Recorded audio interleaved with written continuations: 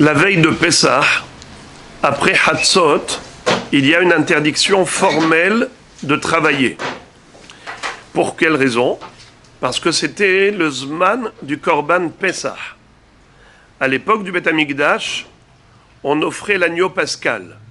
Comment est-ce qu'on opérait ce sacrifice? Alors il fallait faire la Shechita après Hatzot. Et tout le clan Israël, tout le monde devait manger de la viande de l'agneau pascal. Ils étaient des millions. La Gemara raconte que Agrippa Sameler, qui était un roi contemporain du Baït Sheni, avait fait une statistique et il avait compté les reins, un rein de chaque agneau, pour savoir combien d'agneaux ont été abattus. 1 200 000. C'est-à-dire Kiflaim Kiyotzei Mitzraim, le double de ceux qui sont sortis d'Égypte. Ils sont sortis à 600 000, Kiflaim, le double. 1 200 000, avec les agneaux. Alors pour chaque agneau, il fallait compter à peu près 10-15 personnes, parce que chacun devait manger suffisamment. Donc ils étaient des millions à venir faire le Korban veille de Pessah. Et Hachamim avait décrété que le jour où un homme apporte un Korban, c'est considéré comme Yom Tov. Pour lui, c'est son Yom Tov. Et donc, il n'a pas à travailler. Et puisque le Korban Pessah, c'est le seul sacrifice de l'année où tout Israël se retrouve en train d'apporter tous leurs agneaux, ils arrivent avec leurs korbanot, eh bien, tout le monde offrait un sacrifice ce jour-là. C'est la raison pour laquelle c'est considéré Yom Tov. Mais quand?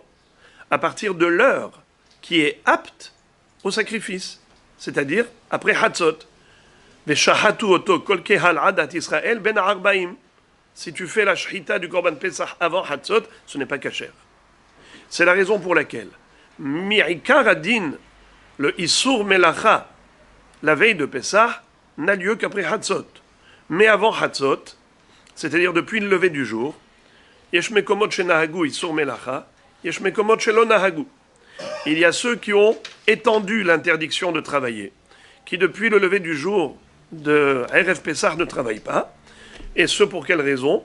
Pour pouvoir s'investir davantage dans les préparatifs de la fête, pour préparer le seder, pour faire tout le nécessaire, surtout ceux qui veulent manger de la matzah qui a été préparée veille de Pessah, qui a été cuite veille de Pessah. Donc il y avait beaucoup de préparatifs. C'est la raison pour laquelle ils se sont interdits de travailler depuis Alot HaShahar. Tout ça, c'est déjà une question de minhagim. Mais après Hatzot, c'est Assour. Maintenant, qu'est-ce qui est Assour après Hatzot? Tout, sans exception.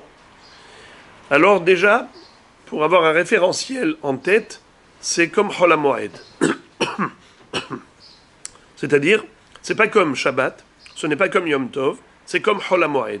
Vous savez qu'à Chol HaMoed, on a le droit d'effectuer certains travaux, s'ils répondent à ces critères. Si par exemple, c'est Tzorech HaMoed, ou bien si c'est Davara Aved, pour éviter une perte. Il y a plusieurs critères qui font que on peut faire un travail à Chol HaMoed.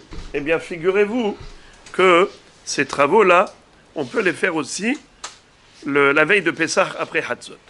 On peut faire Maaseh Hediot, un Tikkun Keli, mais pas un Hidush Keli.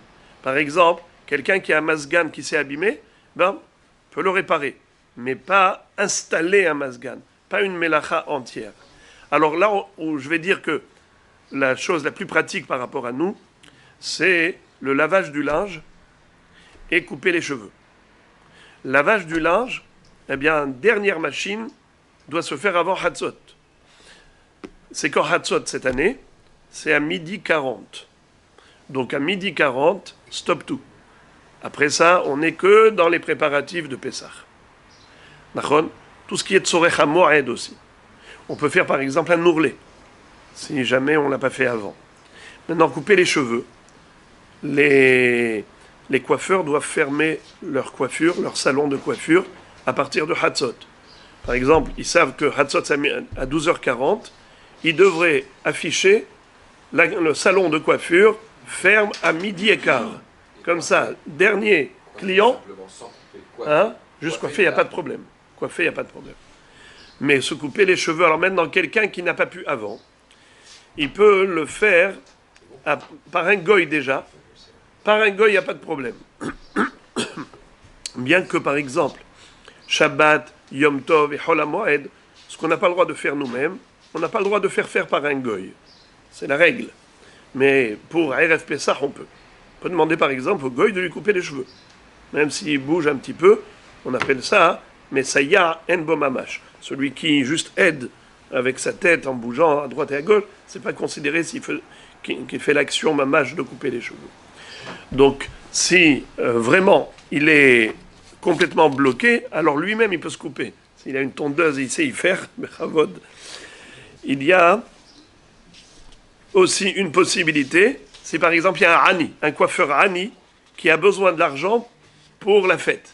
Alors tu peux le solliciter que lui te coupe les cheveux avec la tondeuse, éventuellement. Mais autant ne pas se mettre dans cette situation un jour avant Pessah, ou au plus tard le matin avant Hatzot, se couper les cheveux. Bruchim tiyu. Alors c'est vendredi.